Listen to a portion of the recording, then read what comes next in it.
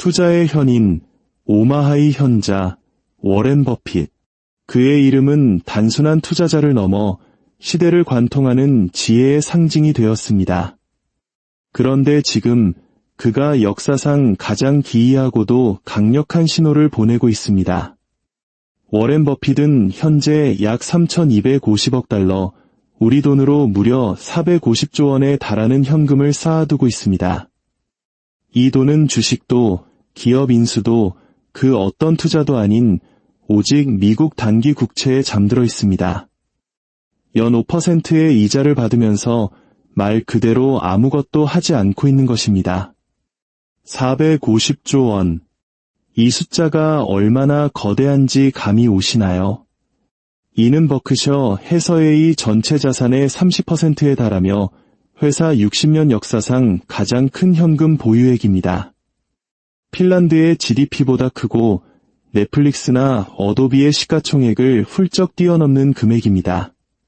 그리고 여기 대부분의 사람들이 놓치고 있는 충격적인 사실이 있습니다.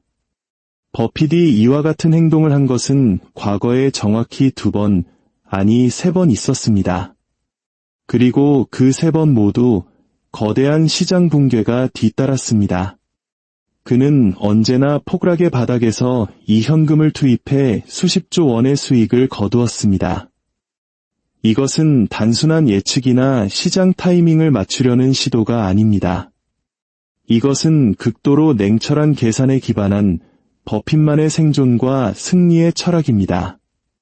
오늘 우리는 버핏이 지난 30년간 3번의 거대한 위기 속에서 어떻게 똑같은 패턴으로 불을 일구었는지, 그리고 지금 그가 보내는 450조 원의 경고가 무엇을 의미하는지 깊이 파헤쳐 보겠습니다. 역사상 가장 위대한 투자자가 온몸으로 외치고 있습니다. 주식시장은 극도로 고평가되었고 거대한 폭풍이 다가오고 있다고 말입니다. 문제는 우리가 그의 목소리에 귀를 기울일 것인가 하는 점입니다. 이야기는 1999년으로 거슬러 올라갑니다. 닷컴 버블의 광기가 세상을 뒤덮던 시절입니다. 매출조차 없는 인터넷 기업들의 주가가 수십억 달러에 거래되었습니다. 적자를 내면서도 성장이라는 이름으로 포장되던 시대. 나스닥 지수는 3년 만에 3배나 폭등했습니다. 마치 몇 년 전 우리나라의 동학개미운동 열풍처럼 모두가 주식으로 부자가 될 수 있다고 믿었고 많은 이들이 직장을 그만두고 전업투자에 뛰어들었습니다.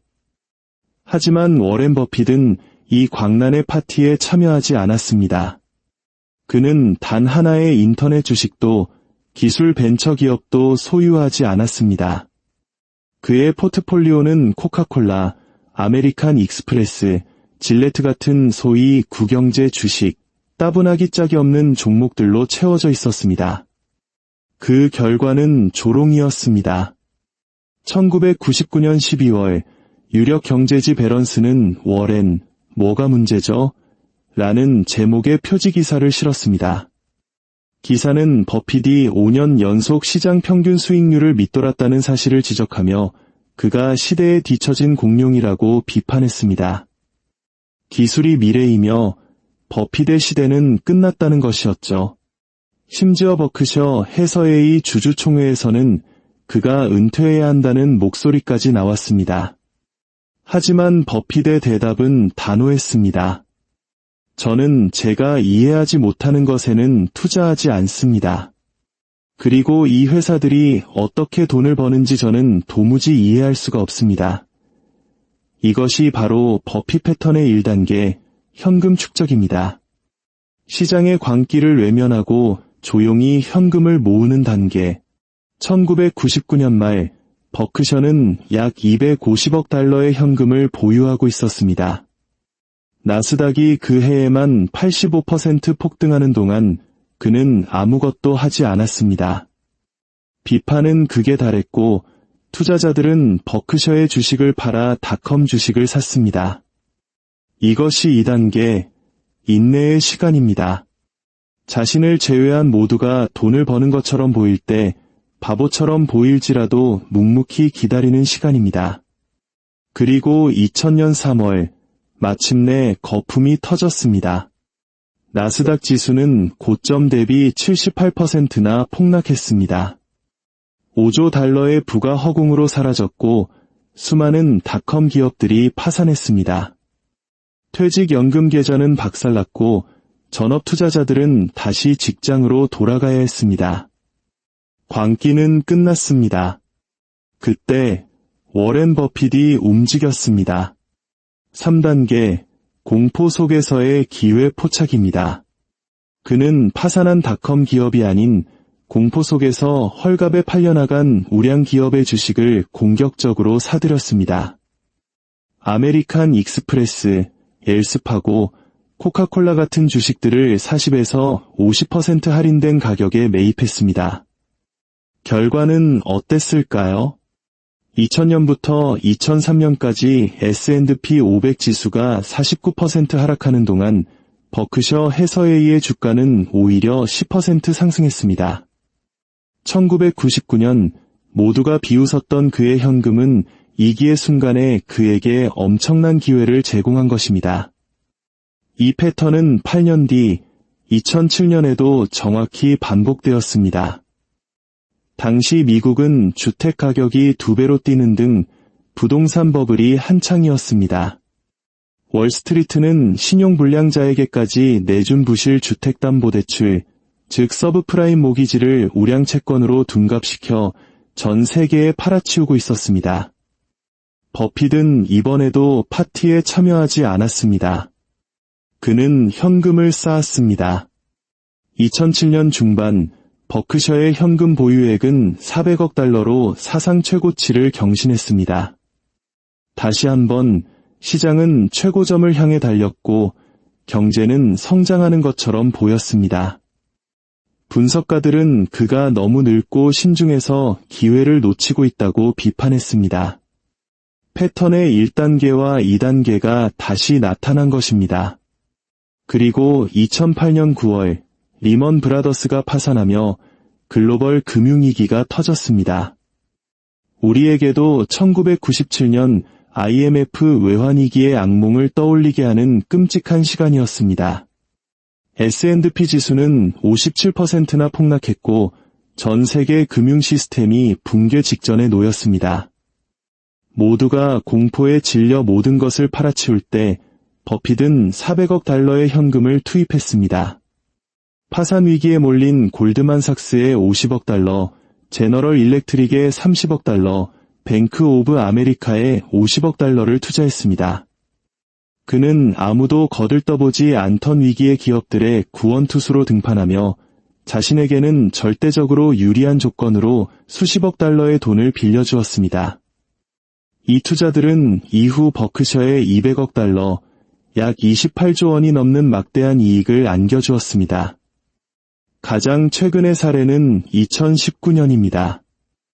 10년간 이어진 강세장 끝의 시장은 또다시 과열의 조짐을 보이고 있었습니다. 버핏은 다시 현금을 축적하기 시작했고 2019년 말 그의 현금 보유고는 무려 1280억 달러에 달했습니다. 어김없이 비판이 쏟아졌습니다. 버핏이 강세장을 놓치고 있다. 버크셔의 성과가 부진하다는 불평이 터져나왔습니다. 버핏은 늘 그랬듯 현재 가격에서는 매력적인 투자처를 찾을 수 없다며 기다릴 뿐이었습니다. 그리고 2020년 3월 코로나19 팬데믹이 전 세계를 덮쳤습니다. 시장은 역사상 가장 빠른 속도로 35%나 폭락했습니다. 버핏은 기다렸다는 듯이 움직였습니다. 그는 팬데믹 공포 속에서 저평가된 일본의 5대 종합상사 주식을 대거 매입했고 유가 폭락으로 위기에 처한 옥시덴탈 페트롤리움에 투자했습니다. 이 투자들은 불과 몇 년 만에 2배, 3배, 심지어 6배까지 불어났습니다. 닷컴 버블, 글로벌 금융위기, 팬데믹 쇼크. 지난 30년간 3번의 완전히 다른 위기 속에서 버핏의 3단계 패턴은 단 한 번의 오차도 없이 작동했습니다. 1단계, 시장이 과열되고 모두가 탐욕에 빠져 있을 때 그는 조용히 주식을 팔고 현금을 축적한다. 2단계, 시장이 계속 오르고 주변에 비판이 쏟아져도 바보처럼 보일 것을 감수하며 묵묵히 기다린다. 3단계, 마침내 위기가 닥쳐 모두가 공포에 질려 투매할 때 축적해둔 현금으로 헐값에 나온 우량 자산을 사들인다. 그렇다면 지금은 어떻습니까? 2024년 말 버핏의 현금 보유액은 3,250억 달러, 450조 원입니다. 2019년에 7배에 달하는 그의 생애 가장 거대하고 방어적인 포지션입니다. 그는 단순히 현금을 쌓는 것을 넘어 적극적으로 주식을 팔고 있습니다. 2024년에만 그는 버크셔 역사상 최대 규모인 1,346달러어치의 주식을 매도했습니다. 특히 가장 큰 비중을 차지하던 애플 주식의 절반을 팔아치웠습니다. 그가 보는 것은 무엇일까요? 역사적 평균의 2배를 훌쩍 넘는 주식시장의 밸류에이션, 기록적인 수준의 기업 부채와 정부 부채, 원격 근무로 인해 붕괴하고 있는 상업용 부동산 시장, 그리고 이 모든 위험 신호 앞에서 그는 현재 가격에서는 주식보다 현금이 낫다고 선언한 것입니다. 지금 워렌 버핏은 패턴의 1단계를 완벽하게 마치고 2단계에 깊숙이 들어와 있습니다.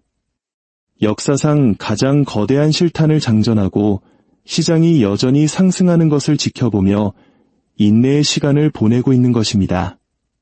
비판가들은 벌써 버핏이 AI 혁명을 이해하지 못한다, 상승장을 놓치고 있다고 말하기 시작했습니다. 1999년, 2007년, 2019년에 들었던 말과 똑같습니다. 역사가 반복된다면 빠르면 12개월, 늦어도 24개월 안에 3단계가 시작될 것입니다. 거대한 시장 붕괴가 찾아올 것입니다. 그 시점이 2025년 말이 될지 2026년이 될지는 아무도 모릅니다. 하지만 버핏의 행동은 그 시기가 머지않았음을 강력하게 시사합니다. 그때가 오면 모두가 공포에 질려 비명을 지르며 자산을 던질 때 워렌 버핏은 450조 원의 현금을 들고 우리 인생에서 다시 보기 힘든 기회를 잡을 것입니다. 이것은 금융조언이 아닙니다. 이것은 역사 속에서 반복되어 온 패턴에 대한 이야기입니다. 역사상 가장 위대한 투자자는 자신의 전 재산의 30%를 걸고 우리에게 경고하고 있습니다. 폭풍이 오고 있다고, 그리고 그 폭풍 뒤에는 언제나 새로운 기회가 있었다고 말입니다. 만약 오늘 이야기가 보이지 않던 거대한 흐름을 발견하는 데 도움이 되셨다면 이 지혜가 더 널리 퍼져나갈 수 있도록 구독과 공유를 통해 함께해 주십시오. 다가올 시간 속에서 우리는 버핏의 모든 움직임을 추적하며 위기 속에서 기회를 찾는 그의 지혜를 계속해서 배워나갈 것입니다. 역사는 반복됩니다. 문제는 우리가 그 역사를 통해 무엇을 배울 것인가 하는 점입니다.